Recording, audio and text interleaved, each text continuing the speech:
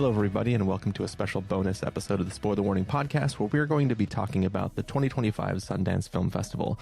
I'm Christopher Schnese. And I'm Stephen Miller. And if you're joining us for the first time, the Spoiler Warning podcast is a weekly film review program. Each week on the show, we're going to dive in, debate, discuss, and argue over the latest films coming to a theater near you. But this week, we're changing up the format a little bit. Last night, we got to sit down with David Chen, who you might know from The Filmcast, Decoding Everything, A Cast of Kings, a number of different podcasts. We've been big fans of him for a long time, and we got the opportunity to sit down with him to talk about Sundance on his personal Patreon page over at patreon.com/DaveChen. We're going to take that episode that aired there and drop that in as the main body for this episode, but we also wanted to talk a little bit about our thoughts on the festival in general. But before we do that, anything you'd like to add, Stephen? Just that it was a lot of fun getting to record with David. I've been writing for Decoding Everything a few times, off and on, for the last year and a half. But, you know, podcasting is different. And when you've been listening to someone for over a decade, it's kind of surreal in a very fun way to get to actually sit down on mic and record something. So I had a blast, and I was really happy for the opportunity. Yeah, it was so nice of him to have us on, and definitely appreciate the chance to sit down and talk with him. Now, you're all going to hear that conversation in just a bit. Before that, we are going to talk a little bit about the festival as a whole. So, Stephen, what exactly went into you actually getting the chance to see all the films that you saw, and what did you think of the festival overall? So every year, I feel like you text me about Sundance and tell me that you got tickets or a pass or something, and I say, man, I'm really busy right now. I don't think I'm going to take it very seriously. Maybe I'll grab a couple tickets for things that inspire me. And then every year, without fail, when it actually comes time to do Sundance, I put my head down and just binge as many movies as possible. I can't help myself. I can't do just a few movies. I have to go all in. This year, it was actually the buffering of the website when I was trying to get tickets that made this happen.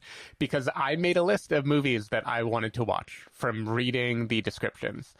A big list, in my estimation, which is I had 7 things written down. And I was like, okay, I'm going to get 7. And then at least Saturday, Sunday, I can watch 3 movies and 4 movies. It'll be a kind of whirlwind weekend, but no big deal.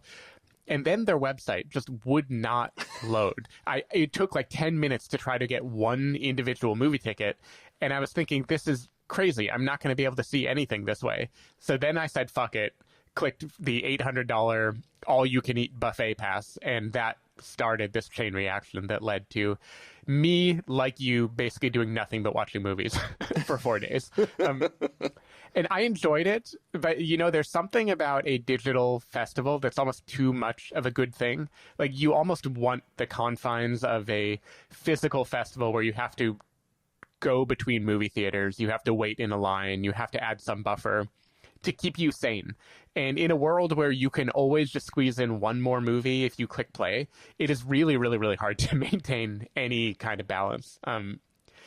So yeah, I had fun with it this year. I think my experience of Sundance was there weren't a lot of films that I would say were fantastic or near perfect. Almost everything I really liked, I still have an asterisk. Like, I have criticism that I could lobby against it. But there were a lot of movies that I had fondness for. There were also a lot that I felt like were massive misses. Movies that maybe in another time, if they weren't falling in the middle of 20 plus films that I was catching, I would have more grace for.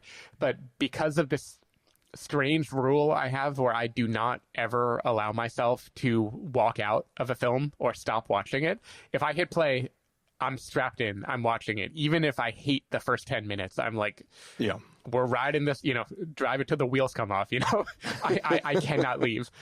And because of that, I found myself resenting the kind of quirky comedies that didn't make me laugh much more than I normally would have in a festival.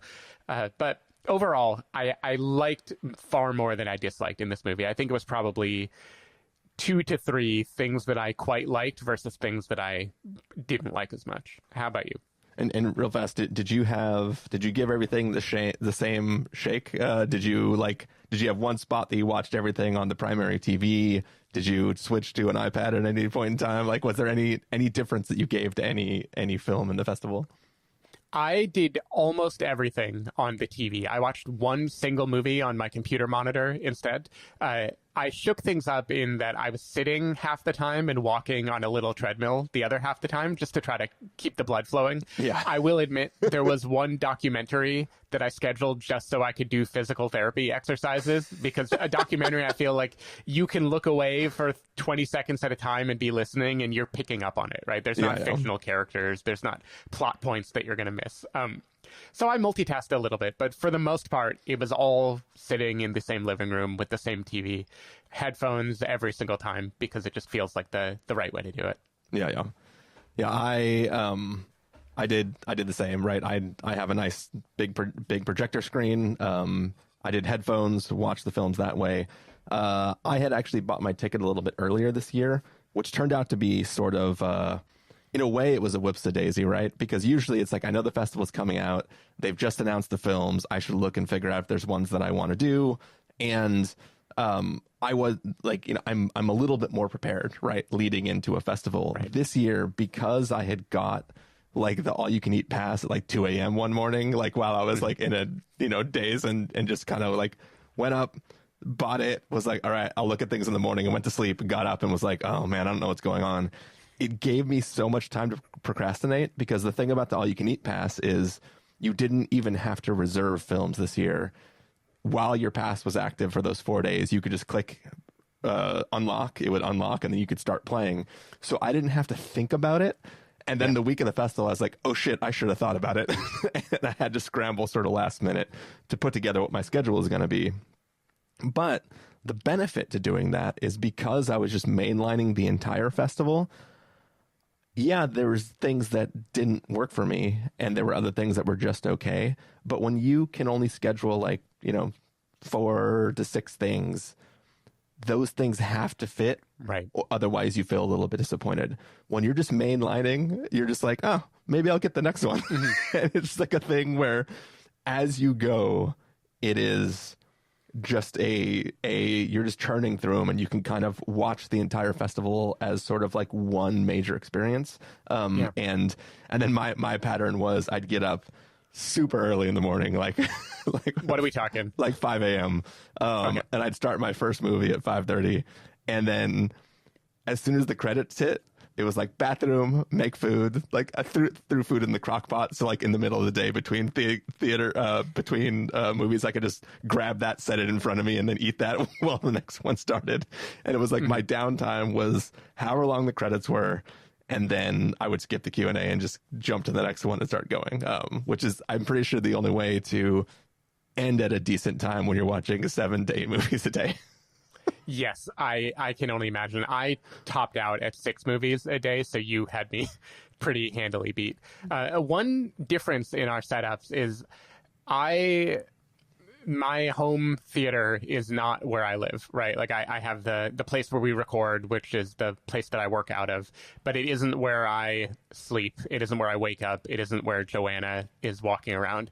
For you watch this all in your living room on a big projector, which means Jamie was just there dipping in and out of movies as you watched them while you were unavailable for most of the day. Like, what did that dynamic feel like, especially on the weekend?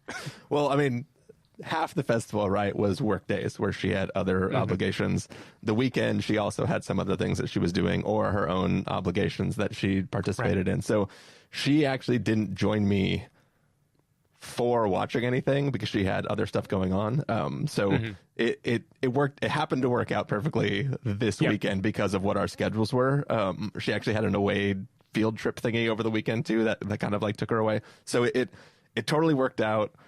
Any other weekend, it might not have worked out. But I was also trying to make sure, the reason why I was getting up and starting at 5 a.m. minus the first day when things didn't come online until 6 a.m. Our time. But part of the reason why I was starting so early is so that I could cross off that number of films and be done by around 6 or 7, so I could still have the rest of the evening to spend time with her. So it was sacrifice a little bit of sleep and tiredness in the morning, but able to get up and make it. Now, how do you order these? Do you front load the movies you really want to watch because you think you might run out of steam as the festival goes on, or do you try to sprinkle in things that you're really excited about in every day to have something to look forward to? Well, you As tends to go with things that I do where I make lists, I try to do it as scientifically as possible. So I ranked everything from really interested or, like more interested, and then other things. And then what I did is we had 4 days and I just went U.S. dramatic, more interested, the first slot every day, world dramatic, the most interested every day. And I alternated between U.S. dramatic, world dramatic. And then at the end of the days, I started to put other things that were just kind of like, oh, maybe this will be okay. Or this is an extra thing. And then once I passed that 7 a day, on the last 2 days when I added an extra one, then it was like, oh, I'll throw in a doc that Steven mentioned or throw in another thing to kind of just bounce things out. But it was sort of, I purposely padded it so because I was waking up early, I wanted things I knew was going to connect with me there to keep me going. And then once I had seen 2 movies in the morning, I was like, I'm juiced. Yeah. I can handle the rest of the day. It's interesting. My logic is almost the exact opposite of that. I mean, I also sprinkle things throughout the days, but in my mind, the early morning spot is where I can put a kind of sleepy international film with subtitles because I know I have coffee in my hand. And that is when I'm locked in and anything is going to get me going. The fatigue starts to set in around movie number 5 of the day, I think. And that is usually where I schedule the documentary. Not because documentaries are not important. I would say some of my favorite films at Sundance this year were documentaries, but because it takes a different part of your brain to absorb a documentary. And it's one that I felt like the fiction part of my brain was completely fried after 4 or 5 movies, and then the nonfiction part could come alive. And that was also almost always when I ate dinner too, so I was able to multitask a little bit. Yeah. But I always tried to keep the ones I was really looking forward to for the end of the day, because it was kind of the carrot that I knew no matter how exhausted I am, no matter how things go, I will end the day on a high note for the most part. Yeah, I don't think I would have survived like having like a foreign language film at 5:30 in the morning. So I definitely had to like get something in my system first before I could jump to that. But I will say there is a special beautiful feeling when you're tired and you hit play on a world dramatic category film and then everybody starts speaking in English and you're like, oh my God. You're like, I don't have to. Thank God I'm not fully awake yet. I don't have to read. And for the record, I'm totally fine reading films. They're totally fine. One of the films I talk about in the episode that you'll hear soon was not in English. So it's just it's just good. But yeah, this is a total sidebar. But I think my feeling of early morning watch an international film came from late 2020 when the company that we worked at was about to be acquired. And so I was spending all my days on calls with lawyers and stuff like that. And in order to stay sane, I needed to do something other than that. And at night, I was too wired. I couldn't really pay attention to things. So I started waking up at like 4:30 in the morning and I would watch Wong Kar-wai movies. I just decided I was going to watch all the Wong Kar-wai movies. And I have such fond memories of just no one is awake yet. It's still dark outside and I'm just sipping a cup of coffee and watching a film. From another country. So ever since then, Inside the Yellow Cocoon Shell was the exact same way. I watched that at like 5 in the morning. For some reason, that is when I'm ready to go and feel like I have all the time in the world. Any final thoughts, Stephen, on kind of our adventure this year before we get into the audio? No, just that as grueling an experience as it is to binge so many movies for so many days in a row, I do always find it gratifying. And even the metric-driven person in me loves that I already have so many movies checked off for the year. It's always fun. And you do start to pick up patterns, themes that are recurring throughout a bunch of different movies and just get a vibe for where independent cinema is right now. And I appreciate even the movies that I hated. I still appreciate that I sat down and watched them. Yeah. Basically, we can just take a break until TIFF. So exactly, yeah. We'll still hit our 52 movies in a year. I might take a detour to France in a couple months, but other than that, I'm with you. That is true. All right, without further ado, here is our conversation with David Chen, which originally aired over at patreon.com/DaveChen. Hope you enjoy.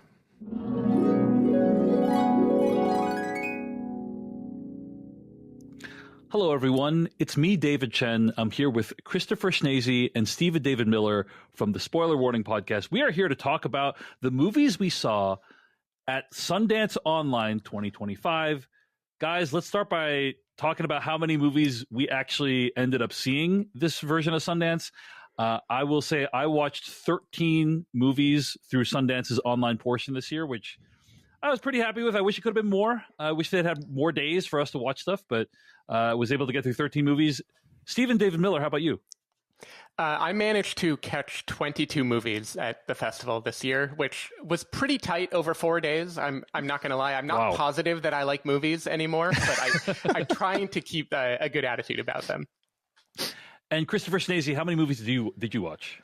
I did something I wouldn't recommend, which is just, completely took over the last 4 days of my life. And I saw 28 films and then 5 episodes of a television series. And my brain is fried now. Wow. That's pretty impressive. I think you're still watching movies right now, if I'm not mistaken. Yeah, I had to pause just to come here. I will tell you that I did. They actually made it very clear. They said the movies will stop at 11:59 p.m. Mountain Time on Sunday night. And I did hit play like 20 minutes before that happened, because they said anything you hit play on before that happens, they will let you watch all the way through. So I did appreciate that. And my last movie was DJ Ahmet, which I thought was quite enjoyable. So anyway, we are going to talk about our 3 favorite movies this festival, and also one movie that may have disappointed us. So let's get into it. Christopher, why don't we start with you? You've watched the most movies out of any of us. Hit us up with one of your 3 favorite films of the 2025 Sundance Film Festival. All right. Well, if I'm going first, I can just, immediately hit my, for sure, number 1 favorite film of the festival. And that was a film called Omaha, which is basically a story of a man getting his kids together, packing them into a car and taking a little road trip off to Omaha, Nebraska. And it is a story where the kids wake up, they're being packed in the car. They don't exactly know what's going on. They just know they're going on a road trip. You're watching a man who's clearly down on his luck. It's a tough time for him. And you're sort of watching him try to take his kids towards something that you won't know for a while in this film. And you're just watching somebody trying their hardest to do what's right and kind of do right by their kids. And I found this just a beautiful, touching story that kind of just left me devastated by the end of it. And like when it ended, I knew that this was like far and away my favorite thing of the festival, and just a beautiful film, and really excited that I saw it. It's a great choice, Omaha. Now, Stephen, you and I also saw Omaha, and I think we were not quite as taken with it. Here's what I'm going to say about Omaha.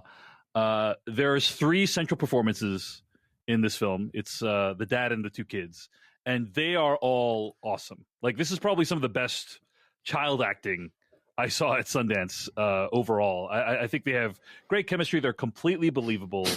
So I was a fan of the performances of the film.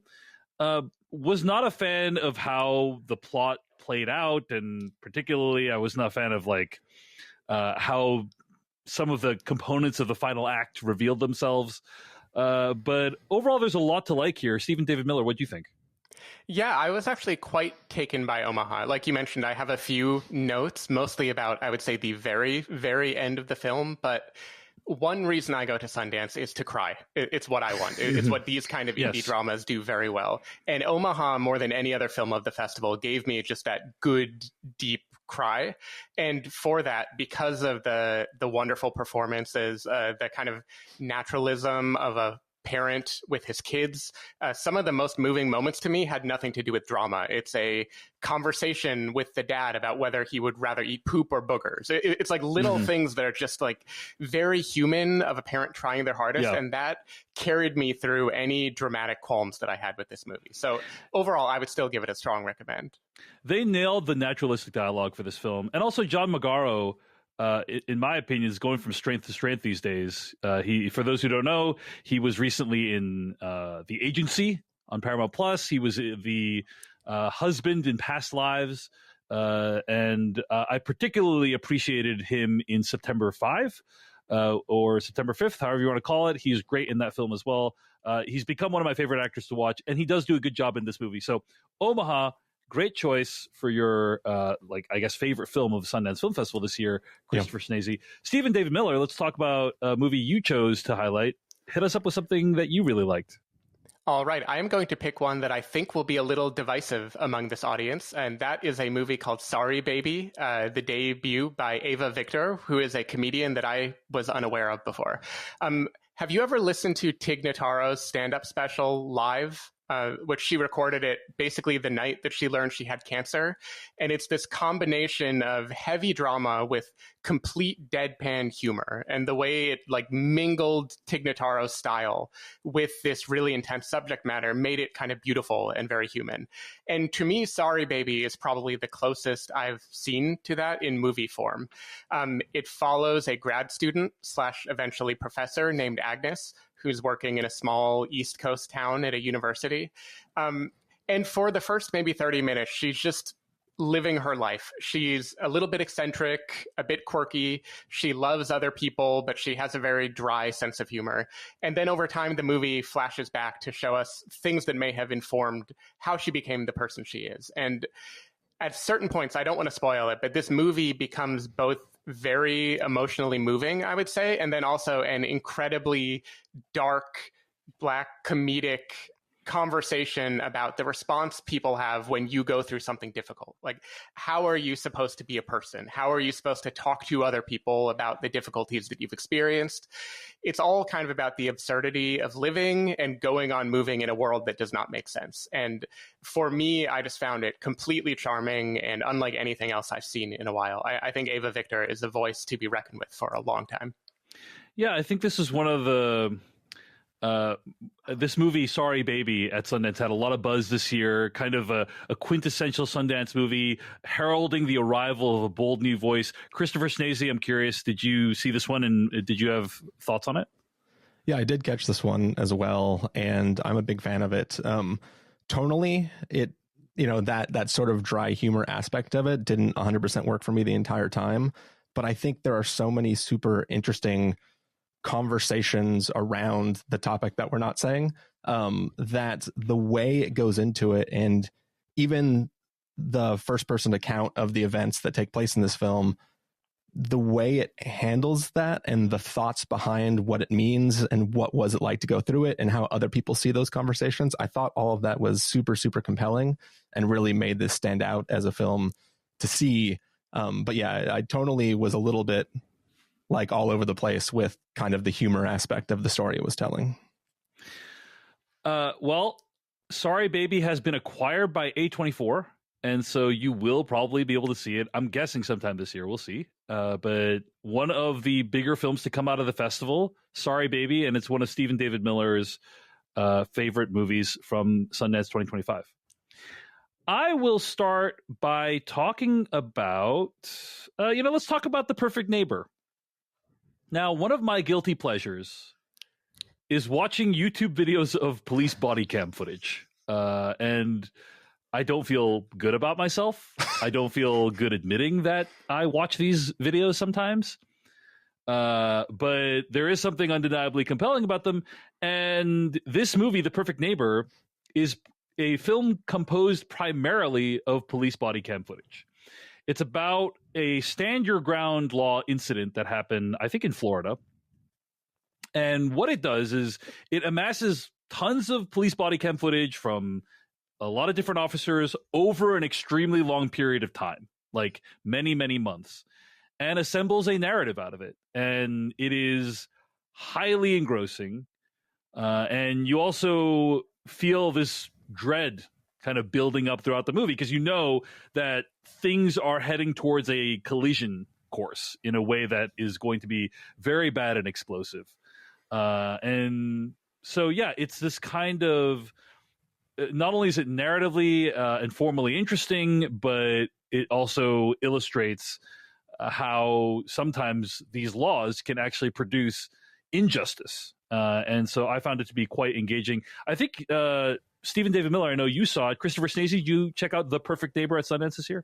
I did not catch this one. This is one of the few that I didn't. So Stephen David Miller, I think you actually recommended this to me. What'd you think of it? I did. I thought the filmmaking itself was just unbelievably intense. This was a very, very powerful documentary. I think as an experience, it is one of the most incredible things I saw at the festival. My only issue that I haven't grappled with yet is because we are watching with body cam footage a bunch of real people going through a increasingly difficult situation. I struggled with feeling, am I feeling voyeuristic here? Am I learning something universal about America, or am I just gawking at the suffering of other people? And I started to have just a little bit of a voice in the back of my head of like,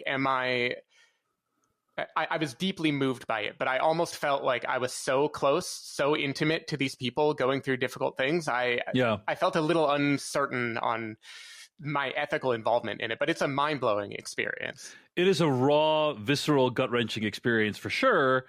And you do feel like you are observing these people at one of the most private and intimate moments in their lives. Like multiple people I could be referring to with that statement. It's not just like one person. And so, there is this, gross sense of voyeurism you get. And also, it does bring awareness to these laws. It does bring awareness to this case, which I had not heard of before, not heard of this happening. If this was like a relatively well-publicized case, and you can Google it and you can find the details of what happened in real life because it was relatively well known. And so I'm glad I know about it now, and I wouldn't have if it weren't for this film, The Perfect Neighbor. So for me, it was a net positive, but I totally understand the discomfort with it and respect it. So anyway, The Perfect Neighbor, a movie that I saw at Sundance 2025 that I thought was very engrossing. All right, Christopher Schnese, let's go back to you. What's another movie you saw at Sundance this year that you'd strongly recommend? All right. Well, I'm going to talk again about the story of a father who's just trying to do right. I'm going to tell you this, by the way. I had like a kind of hallucinatory out-of-body experience a couple times while watching movies during the festival, because there's literally multiple movies that had identical subplots. Yes. So there's like more than one film, for instance, where there was a child who had delayed speech. Like I literally watched a movie, their child had delayed speech, and then literally the next movie, another child had delayed speech. I was like, what is anyway, so it does kind of illustrate some of the tropes that some filmmakers tend to lean on for Sundance movies specifically. Sorry to interrupt, Christopher. Go ahead. No worries. So this is another story about a father and a son. This time there's not two children, just one. But essentially it's an estranged father who has decided to, sell all his possessions and move to this remote island and sort of live out his life there. And he decides to try to invite the son that he's sort of estranged from to come live with him and hopefully build a bond and repair their sort of relationship. This film is called Sukkwan Island, I think. I don't know how to pronounce it exactly. But essentially it starts as sort of just a father-son bonding film living out in the wilderness, and then sort of grows to be a stronger story about, regrets in lives and what it means to stay together and how you form bonds between people in a family. This is a story that I would recommend. If you don't already know the story, don't Google the book that it's from, because the title of the story is a bit of a spoiler, I guess. But I found this a really compelling film. And again, this is another one that there's something about father-son relationships that really draw me into narrative stories. And I thought this film was beautiful and tragic. And by the end of this film, again, another film that had me tearing up quite a bit. But still a beautiful story, I thought. Stephen David Miller, did you check out Sukkwan Island by any chance? I actually did not wind up catching it because of a Letterboxd comment that said something like more like Suck Island and gave it 2 stars. So I really shouldn't put so much credence in the opinion of a random stranger on the internet. I had been really intrigued by the storyline. I think this was slightly longer than a lot of the films of the fest. And one of the unfortunate trade-offs that you make when you are trying to cram as many of these as possible is when the number starts with a 9 in terms of minutes, it is much more compelling than when it starts with a 1. Absolutely. And yes. that is the choice that I definitely made many times. Yes, this is a very scientific, rigorous process we go through to decide Yes. whether to watch a movie. And Stephen, I mean, you haven't even named the phenomenon of movie miracle films whose runtime begins with an 8. Oh, and that is wonderful. beautiful. That's beautiful. That is true. Yeah. All right. So Christopher Schnese was a big fan of Sukkwan Island. I had not heard great things about this movie either, but I'm glad you enjoyed it. But the man has a taste, and it is tragic stories about fathers and sons. Who can deny that? I'm not here to yuck your yum. You know what I'm saying? All right, Stephen David Miller, hit us up with another film that you'd recommend from Sundance 2025. All right, I am going to recommend a film called Brides by Nadia Fall. This is a story, one of the many movies where I went in not having read the synopsis. I just saw the thumbnail and thought, this seems like it will be up my alley. The premise is that 2 teenage girls are in search of freedom, friendship, and belonging who run away from their troubled lives with a misguided plan of traveling to Syria. I'm reading that verbatim because I do not want to spoil anything that is not in the direct synopsis of this movie. This belongs in a canon of films that I am very fond of, which I would say are young people making extremely poor life choices, but in a way that I find empathetic. Think about like American Honey, for instance, or I would say to a lesser extent, movies like Eighth Grade, like things where you see a young person and you're like, I know what you're going through. I wish I could tell you that there's a better way. And in this case, it's 2 teenagers who they've been living in England. They are both Muslims. One is from Somalia. The other is, I believe, Syrian, though the film doesn't actually say. And they've been experiencing a lot of anti-Muslim discrimination in England, and they're fed up with it. And so on social media, they've seen Syria as this place where a Muslim can really be who they are. You know, this is it's a respite. It is something where they can join in this fight that is going on. They can be fully themselves. They don't have to hide anymore. And they're both excited about this possibility. And so they set out alone to travel there without telling their parents. And they wind up on a layover in Istanbul, and things do not go according to plan. They wind up just having one unfortunate incident after another happen to them.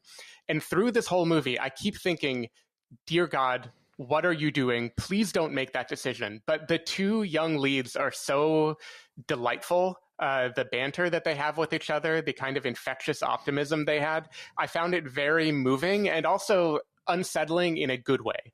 Because this thing that Syria represents to them, we as the audience know that it is a much more complicated situation. And perhaps as a young person, things wouldn't be as wonderful as they imagine if they made it there. But we also join in their hope and their optimism. And I found it just a very, very, very interesting movie that gave me a lot to think about. And the 2 actresses at the center are just delightful. So I was really taken by Brides.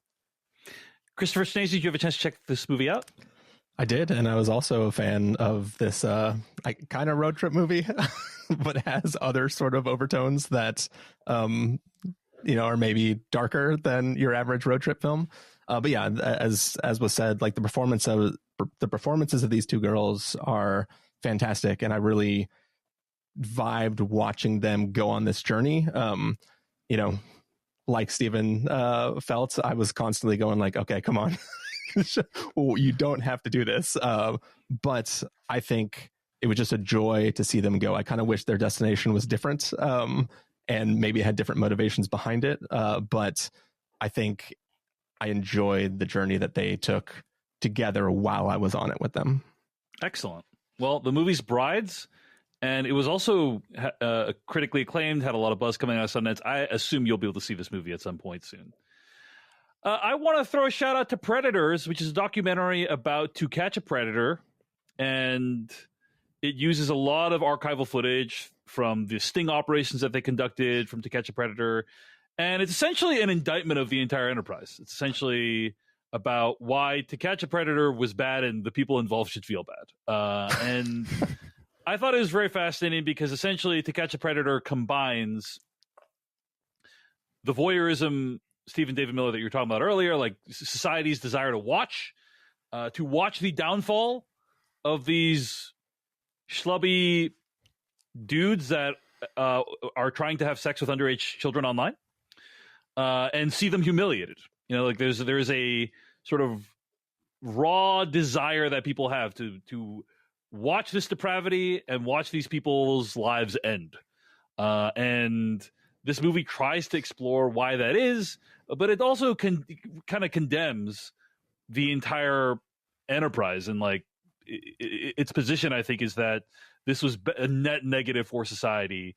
And I thought it was a kind of a fascinating exploration of this because, if anything, I think our desire to see people publicly humiliated has only increased since To Catch a Predator was on the air. Now, obviously, I'm not trying to say what these people have done in To Catch a Predator is as bad as some of the stuff you see online today, or I'm not trying to compare those things at all. But I think both To Catch a Predator and also the online humiliation rituals we see these days are like come from a similar place of the person did a bad thing and let's see them humiliated and let's see them destroyed, you know, publicly. And this movie Predators asks, is that a good thing? You know, is that a productive thing? And I thought the answer was, or the answers such as they were pretty fascinating. So I was a fan of this documentary Predators. Stephen David Miller, I think you also saw this as well, right?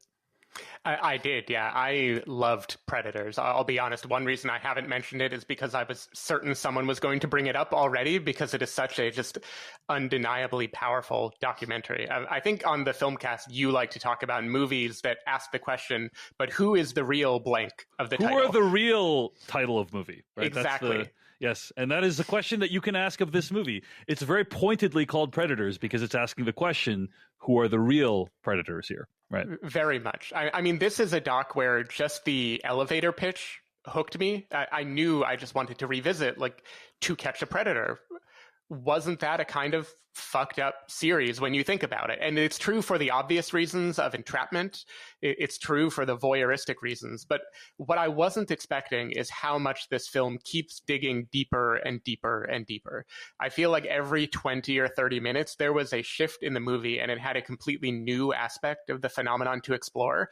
Layer after layer, it brought some meta commentary that I won't try to spoil, but there was a lot of kind of personal investment in the documentary too, and it really shone a light on itself in a way that I just found endlessly fascinating. I think this is just an incredibly well-made documentary that not only explores a very interesting topic, but also is a meditation on what are we all complicit in? What are we doing by watching this documentary or by watching The Perfect Neighbor, for instance? And I think I love a movie that makes you feel conflicted about your own participation in it. And I think this was just really masterfully done. Schnese, did you enjoy Predators, the movie, as well, or did you have a chance to check this out? I did also enjoy it. You know, when Steven did reach out and say, hey, if you have room left in your slot, you should check this one out. And I think simply by the name of it and knowing what the subject matter was, I kind of assumed that I had everything that this documentary was going to bring to me. But I didn't really follow To Catch a Predator other than like the memification of it when it was airing originally. And I think that the thing that sort of stands out to this is just that, not just that like this situation is kind of wild, what was going on, but the fact that simply by making a show like this, you push yourself towards like something that is beyond what you're trying to accomplish with it. And that the more successful your show becomes, the more in the direction of maybe not 100% on the up and up you can potentially get. And I think that was, the documentary did bring out more than I kind of expected just going into it. Yeah. I will say I was a huge follower of To Catch a Predator in the 90s or whenever, you know, it was on Dateline and it was a huge deal.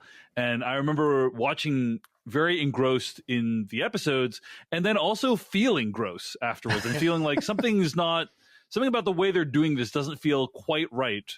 And this movie, Predators, helped me to process my feelings about that phenomenon, and I really appreciate that. So anyway, all right, we have a few final movies to share. Christopher Schnese, hit us up with your last rec from the Sundance Film Festival 2025.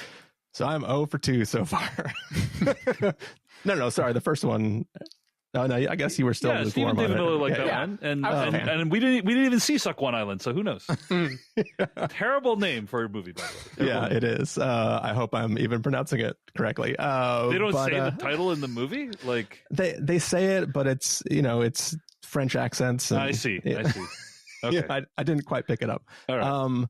I'm going to pick another one. This is not my number 3 favorite film, but this is another film that I'm sure nobody else liked. But it was more on the kind of entertainment side as opposed to like the feeling it emotionally. That is a little film. Here we go. Fingers crossed. Called The Virgin of the Quarry Lake, which is a Gesundheit. No, I've never heard of this movie. Yeah. It was in the World Cinema Group, but it's a Spanish language film that is basically about 3 young girls who are sort of infatuated with this guy in their town, and they're all sort of into him. And then one day an older girl comes and he sort of gets involved with that girl, and they're all very jealous of it. Well, this is a story about how one reacts to it. I kind of went into this expecting a good coming of age story about a random summer of 3 girls being infatuated over a guy, but this film sort of goes into a little bit of a fantastical realm at times, and I thought that this was a very, very fun and engaging film. I would have liked it with just the exploration of these young women trying to compete for the heart of this young guy, but it adds a lot of strangeness and kind of a fun thing. And this was the 4th day of the festival for me that I watched this, and it kind of just gave me an excitement of watching this girl try to get revenge on people she's jealous of. Very cool. Sounds cool. Not a movie that I had a chance to get. I do remember this movie now. Like, I was looking through it, and interesting choice, Christopher. The Virgin of the Quarry Lake, name of the movie. And worth checking out, according to Christopher Schnese. Stephen David Miller, did you check that movie out, or is that was one that came on my radar fairly late? A few critics were putting it pretty high on their list, but unfortunately, I didn't get a chance to catch it. All right, Stephen David Miller, hit us up with your last movie to recommend from the Sundance Film Festival. I'm debating between a little indie or a big one people will be talking about, and I think I will go with the big one. This is a little movie called Twinless, which unfortunately I believe David Chen was What would have been the other movie, just out of curiosity? The other movie would have been East of Wall. I can mention both briefly if we want to. But go ahead. Yeah. All right. So the big one, Twinless. This won the Audience Award in the U.S. Dramatic section this year, which tends to be kind of the bellwether for what is the movie that might be the big breakout of the festival. I believe Dee won it last year, if I remember correctly. Yeah. This is a film by James Sweeney, who also is a co-star in the movie. And it is a look at a twin who their brother was living in Portland and they tragically passed away. And the twin to be clear. Yes. Their twin brother tragically passed away, and they go to a twin support group where they meet with other people who have lost their twin. And in the process, this guy, Roman, meets a person named Dennis who also has lost someone, and they form a bond, even though they're very, very different. Roman, played by Dylan O'Brien, is this kind of gruff, sort of a schlubby, I don't want to say a dumb guy, but he clearly has never left his small town in Idaho. He doesn't know a lot about the world. He isn't very well read. He's a fish out of water in Portland. And he really is struggling to understand his gay twin brother who moved to the big city and didn't fully cut him out, but they never quite meshed. Dennis, the person he meets, is another gay man. He's very cynical, very well-read, he's very introverted, and they make an unlikely duo who kind of help each other process the person that they lost. Dylan O'Brien is just incredible in this movie. He plays both twins, the gay twin that passed away, as well as the living twin who is grieving him. And in the process, he manages to show two very, very different characters, both of whom could be seen as caricatures. Like, he's making capital C choices. He's definitely doing things, but it feels very honest and authentic. It never feels over the top. And I was really blown away by his performance. I will say, kind of like Omaha, this movie goes places, and I can't agree with every place it goes. I don't want to elaborate more, except there's a little bit of Dear Evan Hansen syndrome where I kind of dislike a character so much that it threatens to boot me off from having empathy. But in the end, the acting won me out, the comedy, the good-naturedness. And look, as a person who has a queer twin living in Portland, this movie was kind of tailor-made for me. So I think it just really hit me in a heart place, and I was glad I managed to catch it. So the guy pretends he was friends with someone who offed themselves. Is kind of what you're saying? I am not going into that much detail. And they all sing their feelings. Okay. Anyway, so you also mentioned East of Wall. Let's just talk about that, because that'll make us an even 10. We can make this a top 10 list. Absolutely. East of Wall is a movie I saw and I also quite enjoyed, and it's essentially like this year's The Rider, like this year's Chloe Zhao's The Rider.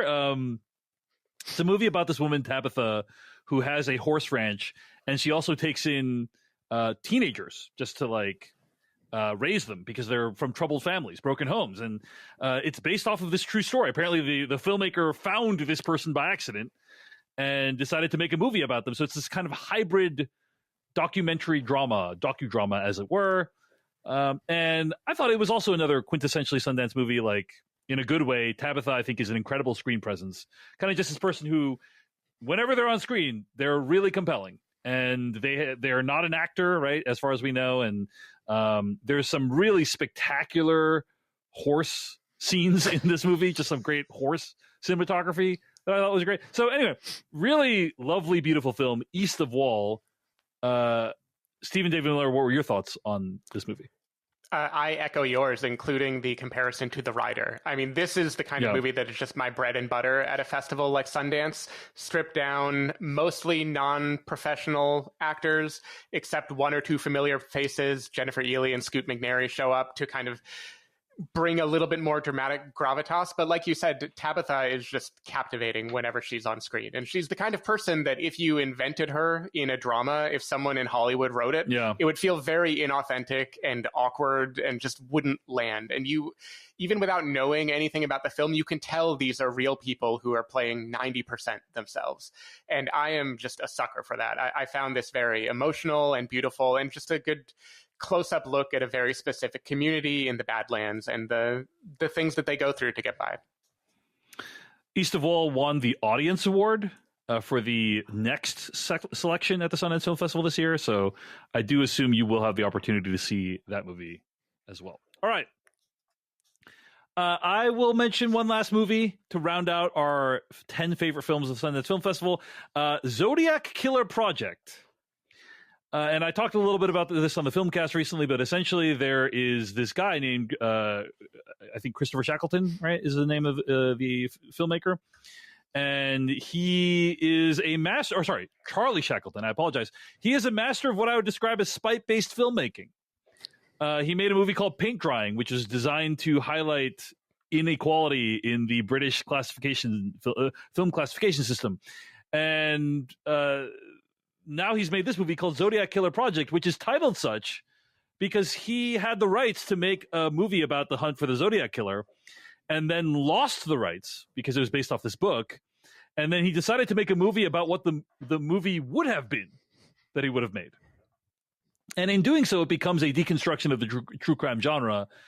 And I think it's very clever and very insightful and also occasionally very irritating because Charlie Shackleton is narrating the whole film himself, and he's very pleased with himself. You know, you can tell he's very pleased with himself that he's, what a clever concept that I've landed on. And so that is kind of annoying. But at the same time, he's right. You know, like he is accurate that this is an extremely clever concept, and I appreciated it. Christopher Schnese, did you watch this movie, Zodiac Killer Project, by any chance? I did watch it. What'd you think? I might want to pause on what I thought of it until we get to the next section of this episode. Oh, okay. Well, Stephen David Miller, I think you were also a fan of this one, right? Yes, I was a fan of this movie. Like you said, it is a bit too self-satisfied, and that made me dock it maybe a half star in my esteem. But it's just calling it shot. It is kind of like Penn and Teller, where they tell you exactly how the trick works, and yet it works anyway. He is painstakingly telling you, these are the tropes I'm engaging in. This is how the music will swell. This is what we cut to. And yet I found myself wrapped up in this story that he is telling me he would have told me. This is basically the, if I filmed it, this is him saying, if I had made a movie, this is what it would look like. And just as an expression, as an experiment, I think it is incredibly successful. Yeah, go ahead. Yeah, I was just going to say, I do find his self-satisfied tone a little bit grating, and occasionally he calls a shot, and then I feel like he does not actually succeed in that shot. He doesn't manipulate me the way he tells me the footage will manipulate me. But overall, I found it just a really fun and interesting thing to watch. And I do want to point out that all three of your movies are sort of variations on Americans' obsession with crime and getting to understand the heart of a killer and what are the manipulative aspects of that. Yes, indeed. But I really appreciated Zodiac Killer Project because it helps you understand, the ways in which you are manipulated. The ways in which these true crime documentaries use the same techniques to get their claws into you. So anyway, huge fan of the doc. It also won an award. It's very polarizing. It's a very polarizing film, as we're about to discuss in a few seconds. So, Christopher Schnese, let's talk about what we're going to do is we're going to each share one film that disappointed us. We're not going to focus too much on the disappointments, but hey, we might as well, because we saw so many movies. We'll talk about one movie that disappointed us. Schnese, what'd you think? Yeah, so as I teased, my biggest disappointment was the Zodiac Killer Project. That film is doing everything you guys are saying, and my thought watching the film was, I get it, but this could have been an email. I still have 90 minutes left to watch of a 92-minute documentary, and it was just one of those text message. 100% could have been, and I do appreciate the care and craft that went into it. It's like one of those things where you're like, everything you're saying, I get. I see what you did. I have 20 more films to watch, and I want to get to the end of this one. You're wasting my time, Zodiac Killer Project. You're wasting my time. Like watching paint dry. Yeah. Yes. There you go. Okay. Zodiac Killer Project is Christopher Schnese's biggest disappointment. Stephen David Miller, I don't even know what you've chosen for this. Like, what's your big disappointment for Sundance? I could have gone in so many directions because there were so many movies that tried to be zany that I just hated. I would call them next core, which is a thing that happens at Sundance. But I don't want to punch down at a little guy, someone who's seeking distribution. I want to punch the champion, something who won the grand jury prize for drama at Sundance. And that is a film called Atropia. What? This movie, if we define disappointment as the gap between what I wanted from the film and what it delivered, this hands down had the biggest gap. I was so sold on the movie from the premise, which I discovered 3 minutes into watching it. It's set in a fake town called Atropia, which is in the California-Nevada desert. It is meant to simulate Iraq, and it is a place that U.S. Army personnel, this is set in 2006, I think. A lot of movies, by the way, were set in the Bush years. I'm not sure why this year that happened. But anyway, people who are getting ready to be deployed to Iraq go to this town where actors are being paid to pretend to be in some cases terrorists, in other cases just random townspeople, and they simulate different situations that they would probably see while they were abroad. Amazing. Perfect recipe for a satire. Should have been a home run. Alia Shawkat stars in this movie. Tim Heidecker plays a large role in it. I'm in. I love it. What follows for the next 90 minutes or so, I found painfully unfunny. I feel like this movie sacrifices the premise of let's make fun of the U.S. military industrial complex and the jingoism surrounding that, and instead becomes just a very particular story about Alia Shawkat's character and the relationship she forms with someone else. And it isn't a relationship that I found to be symbolic of anything they're satirizing. It is just the most boring possible story they could tell from this. I found it to have painfully unfunny jokes. There is an extended repeat gag about someone who can only get turned on when they smell poop. This is in the movie that won, again, the grand jury prize at Sundance. Gags just go on and on and on until they're just beating a dead horse. I just found this shockingly unfunny and uninteresting. And I didn't hate this movie. Like, if this had been a movie I discovered that no one had heard of before, I would be like, 2.5 stars, not gonna shit on it too much, but wasn't my thing. But the fact that this won the top prize just made me very confused and angry, and I feel like it is such a squandered premise. I don't know if either of you were able to catch this film. Was not able to catch it, but I've heard great things. So I'm very curious to hear what I'm going to say about it once I see the movie. But I'm sorry you did not enjoy Atropia, which was a huge favorite at the 2025 Sundance Film Festival. All right. I'll close this out. I watched a movie called Serious People. And, the way you described to Stephen David Miller of the difference between what you expect and what it delivered, massive in this case. This movie had the best premise of any movie that I saw at Sundance. The idea is that there's this music video director who is super busy, and he's about to become a father, and he and his wife are both music video directors. She's pregnant, super pregnant, and he's so busy, and his mental health and his physical health are falling apart. So he hires someone to be his double and kind of do a bunch of work for him while they, because he's been asked to direct a Drake music video. And the music video project is happening at the same time as he's having a child. And so amazing premise. It's like, wow, what a delightful premise that's going to satirize an industry, music videos and music, that's ripe for satirization, ripe.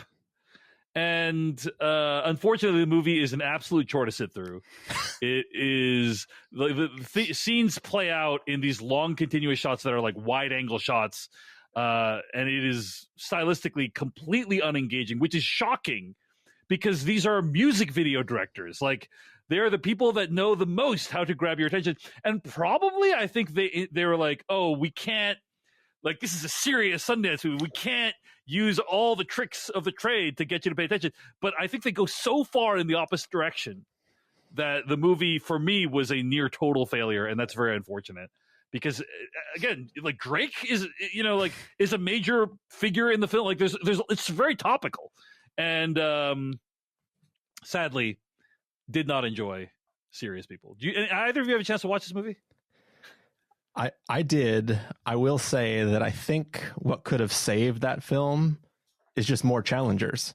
If there was more challengers in the film, that would have saved it. I'm quoting the film in case you didn't. I see. Okay. Yeah. Sorry, I completely blanked it from my memory. Yeah. Okay. Anyway, it sounds like you were also not a fan then. This is also on my short list for disappointment. Yeah. But I thought the Zodiac Killer Project would have been a more interesting conversation. But yeah, nothing about that film worked for me. Yeah. Very unfortunate. Very unfortunate. All right. Well, those are our 10 favorite films from the Sundance Film Festival. I am very grateful for Christopher Schnese and Stephen David Miller's time today. Thank you guys so much for chatting with me. If you enjoy their work, obviously, check out the Spoiler Warning podcast. Thanks, guys, for chatting today. Appreciate it. Yeah, thanks for having us. They're Christopher Schnese and Stephen David Miller. I'm David Chen. See you later.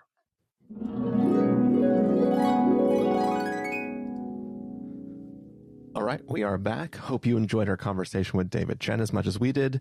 Again, that conversation aired originally over at patreon.com/Dave Chen.